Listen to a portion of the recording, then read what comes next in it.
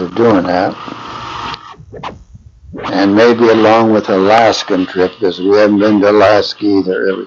Everybody goes to Alaska, and well, Esther doesn't just want to take a cruise. She wants to get off and go through, well, I don't know, the wilderness and looking at animals and stuff. And so we haven't done it. Hopefully our health will hold up and we'll be able to, but I don't know what to say. We possibly will make it. The foreign countries I've listed here, I doubt if I've missed too many. Of course, I probably have. And I say I'd still like to see Alaska, Russia, and Ireland. We never got to Ireland. A favorite spot on the vacation over? Well, I got Hawaii, and I'm not sure that Luxembourg wouldn't be my favorite. And actually, the way I'm treated there and everything, it'd be hard to beat. But Hawaii's, I say that because of the climate. Doesn't matter what time of the year, their climate is perfect. And naturally, they cater to it quite, but it's an expensive place to go. And I know Esther and I ate at breakfast at a real exclusive hotel there. We weren't registered there. We just stopped there for breakfast. And we got in there, and the waitress just took our order what we wanted. It was a fabulous place and a fabulous menu. We had waffles with macadamia and nuts and all kinds. They give you this and we got thinking that because she asked our room number and we didn't have one. We got thinking, Christ, they think we're staying there and it might be included in the bill or so. I don't know, but it ended up that we were welcome but Esther, I know, always reflects on that place when she thinks back of trips we've had, because we were sitting there and just eating everything they had and just enjoying it and overlooking the ocean. It was a beautiful, beautiful place. And I think that was, that was in I can't think, was it Big Island or which island that was on, but that was a beautiful place. And I say the weather fluctuates, and that's why it's so nice. It doesn't fluctuate. It stays pretty much the same there. Well, the world's changed. It's impossible to go through that in this, sure, space travel, atomic energy, all those things. We never had computers as a kid. So, how much things have progressed just along those lines. And you can't talk about, all the medical things that have come to the forefront that are just unbelievable. Unbelievable. We never even had some of the basics compared to what they have today. And I think today the young people, such as you, have a great advantage because of all the available various technological things that you can get into, such as computers and gosh, I don't know, it just seems to me, I don't know anything about them, but there's almost nothing impossible if you have a computer and know how to use it. I mean, gosh, from the information you can get or convey, it's just amazing. It's so amazing I don't even want to know about it, really. It just makes you feel like you've lost, that you haven't succeeded.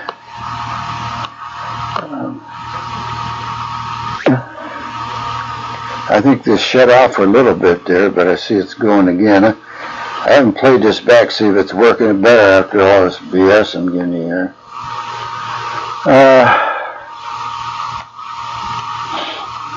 No, a man's responsibility are different today, it says there. Now, it's kind of stopping on me once in a while. I said the man's role as a breadwinner has lessened, and that's true. And the woman's cooking and so on is lessened also, I might say, because hell, most people eat out all the time now and don't do a hell of a lot of cooking. Most of them aren't even home long enough to do any cooking or eat at home. And that's unfortunate. I think it's very, very important to have a family that stays home and eats around the table and talks. I know people talk about that. I'm very much a believer in that. And the movies today are different because there is more sex and violence. And they don't have the back in the old days where they had the musicals were big. Fred Astaire, Ginger Rogers, and Gene Kelly and guys like that. They were just beautiful. And the opportunities people have today, well, that's all pretty obvious, I guess. Dating today is different because it's lost its formality and impatience and innocence, I guess I got there. Can't even read it. I know why I'm doing this. Importance, probably. What the hell it is. Whatever it is, kind of sounds dumb.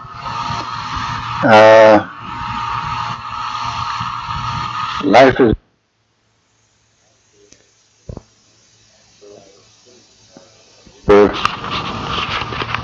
this tape, and I hope it's working. I'm not familiar at all with this thing.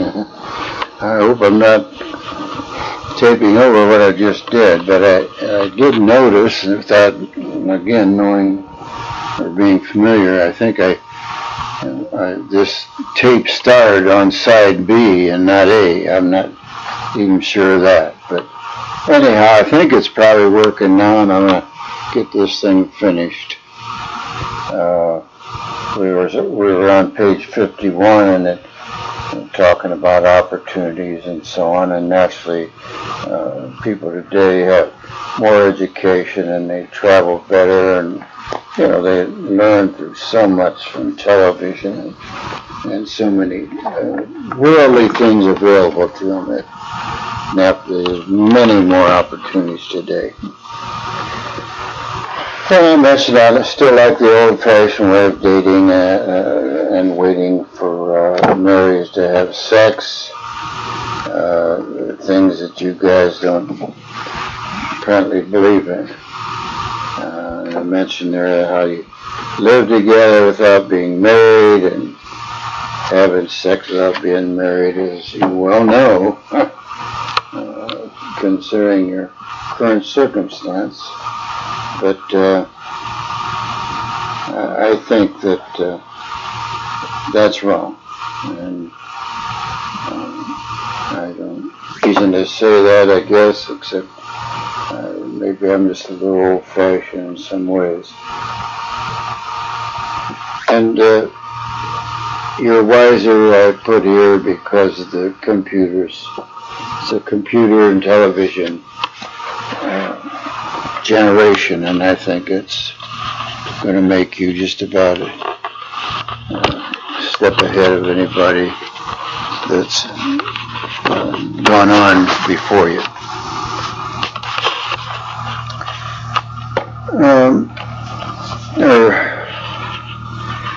I don't know, this page here, the risk I took that worked, and one that failed. I've had some success in the stock market.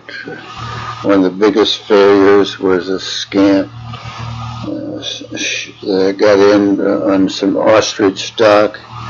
My brother recommended it, and it was looked real legitimate. A lot of work going into it. People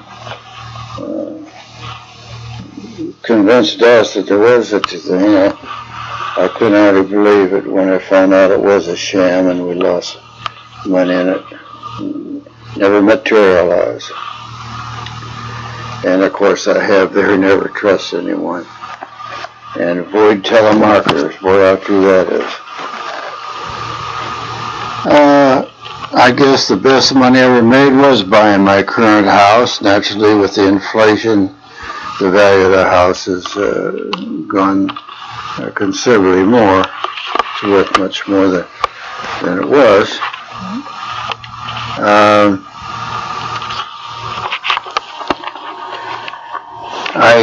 Talking about borrowing money and so on, and naturally I say it should be avoided if you possibly can. And if you do have to borrow money, do it from a reliable bank or something. And for something that's very necessary, like buying a home, paying off a debt, but not eating out or traveling or something like that. You should always be keeping or trying to keep money for a retirement someday. And God knows whether there'll be such a thing as Social Security when you retire. Most people think there won't be. As far as going into a deal with somebody else, I think that's bad, unless you know that person very well. Thoroughly investigate the deal. My attitude about money in general I have here is you gotta have it. It can't buy happiness. I have here can, and it's not true. But maybe not. It can't buy health. If you obtain a large amount, then give it away. I truly believe that. If I won the lottery or something, I'd certainly give most of it away. And I think it's important. Money's not everything. If you got your health, that's all that matters, really. You can get by. Gotta have a little ambition. This business here about I like to teach you this or that, I don't even understand that. Skip that. First learned when I was discharged around. I don't know what the. I must be looking at that entirely wrong. At 54.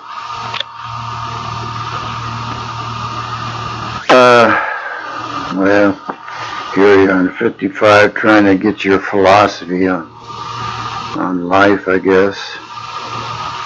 And naturally, be nice if you could live by the golden rule. And it'd be nice if you could do things for somebody else and not have enemies. And I just believe in the power of prayer very much, even though I don't go to church. But it's difficult, to go through life without enemies or hard feeling and so on.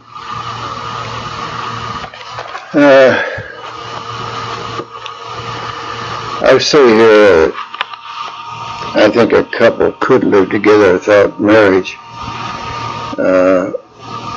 And maybe today it's almost a must.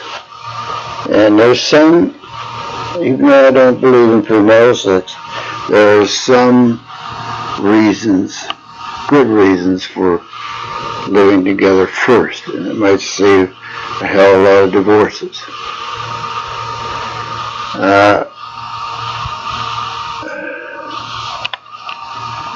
Going into who you admire, that's silly. I've got it written down here.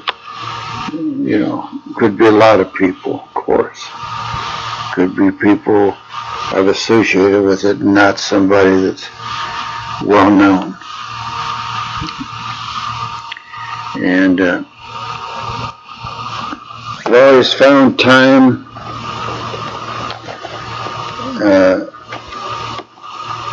I was always proud of the time I entered the Akron Baseball Hall of Fame because I was a baseball interpreter of rules, and I was given a medal in Luxembourg. Those are the things that I am most proud of, I guess. I was put in the Baseball Hall of Fame. I was a high school baseball interpreter for Ohio, and of course got many medals now in Luxembourg.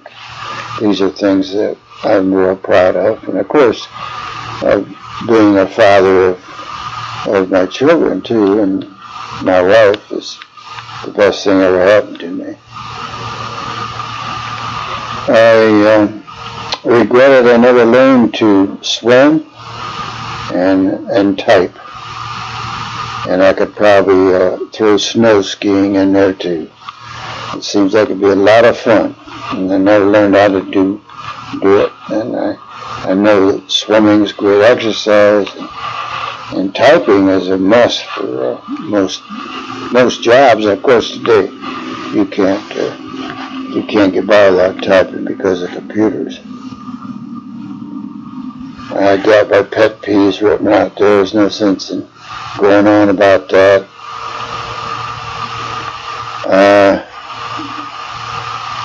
I'll just go ahead and let you read the rest of that as I'm trying to read and understand what I got down at the bottom there. The most precious thing in the world to me is my wife, my family, and my health. All very important things.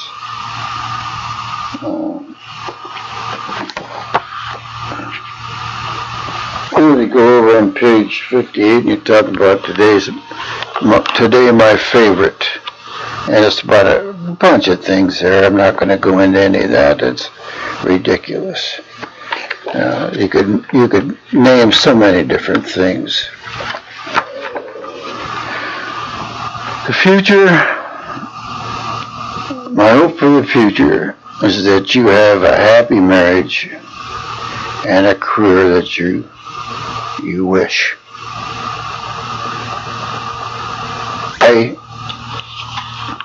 I know that you've had some personal failures in establishing a career for yourself.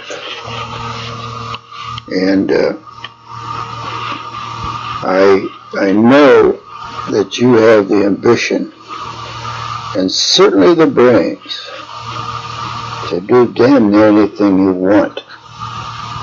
And I personally feel, Clark, that up to this point, you have partied more than you've studied. Because I know if you study, you can get any place. And I realize that you're young and you just haven't accepted life yet, maybe as it's going to be for the rest of your life. You're still living it up, so to speak. And I hope that you'll soon come to your senses, accept your responsibilities, and get on with your life. I was 28 before I married, because I was in the Army a while and went to school. So there's plenty of time for you, I realize that.